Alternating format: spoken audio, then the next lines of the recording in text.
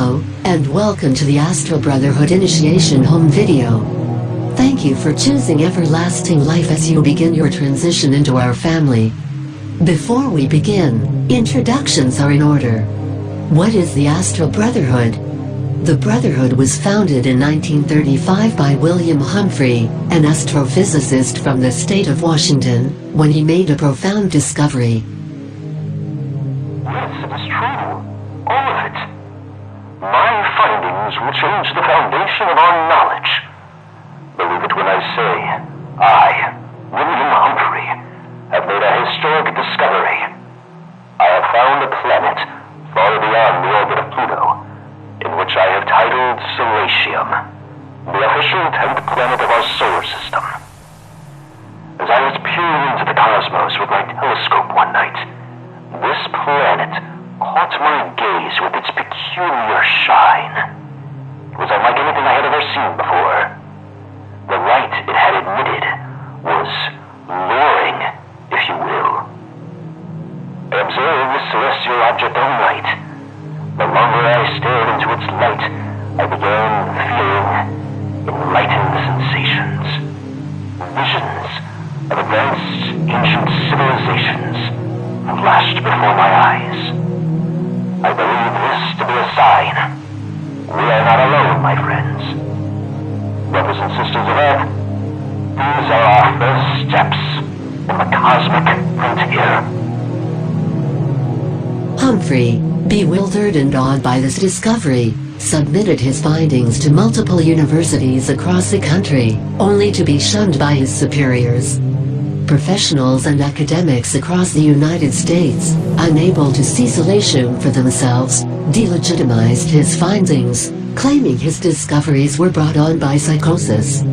Banished from his field and nearly forgotten, Humphrey continued to preach his truth despite the backlash. He slowly but surely gathered a small following, true believers of Silatium.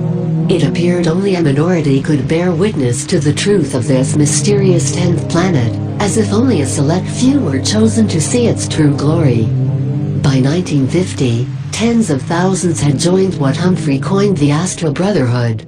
It quickly caught on to those who joined the Brotherhood that the United States government was trying to hide something regarding Silatium, as they continuously denied its existence. It was during the early 1960s that the Brotherhood started to be seen in a negative light among the public.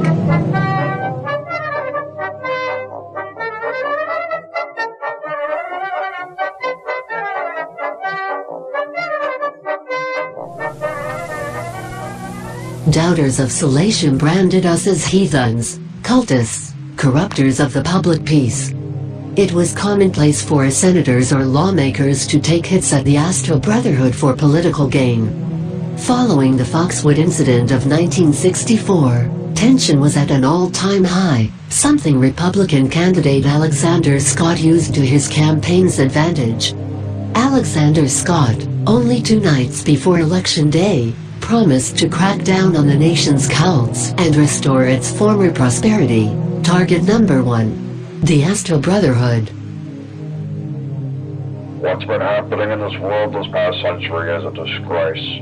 We used to be a nation of explorers, pioneers of democracy. Countries used to look up to us. We used to inspire. If 2 world wars weren't enough, now we have a bunch of sophisticated hippies going around claiming they found aliens. Aliens, for God's sake. Give me a break. We're the laughingstock of the planet, and if I'm elected, I swear on God's holy Bible that my administration and I will do something about these cultists. Specifically the Astral Brotherhood. The failure of the Johnson administration is telling. We need a real change in the White House, and we need it now. This is Alexander Scott, signing off, and God help us all. Just 2 days later, Alexander Scott won the 1964 presidential election by a landslide, claiming all 50 states with an unprecedented majority, something never before seen in American political history. What did this mean for the Astral Brotherhood? Several of our brothers and sisters around the country were imprisoned for preaching the truth, with the Brotherhood at risk of being outlawed as a whole.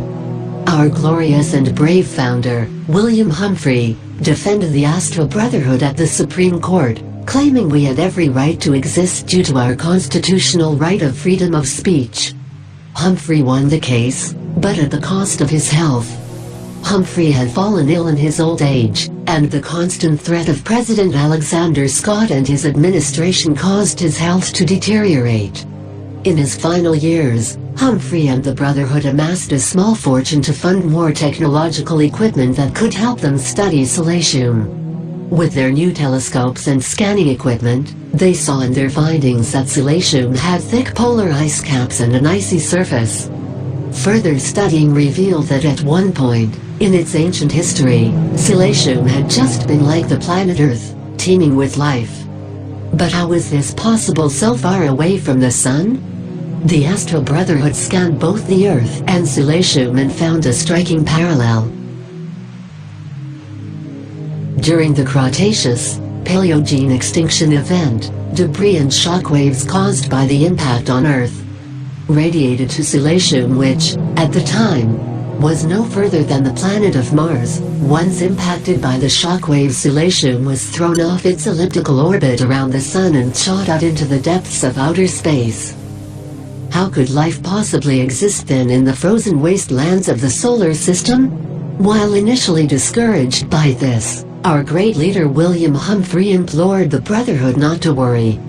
The visions the Brotherhood received by silicium's divine cosmic light were factual, and Humphrey was going to prove it. While on his deathbed, Humphrey sent out a radio message to silicium in a final effort to retain the Brotherhood's hope. In his final moments on Earth, Humphrey described seeing a familiar great white light in the heavens above him. He then ascended. And then finally, in the year 1978, we received a message in return from silicium.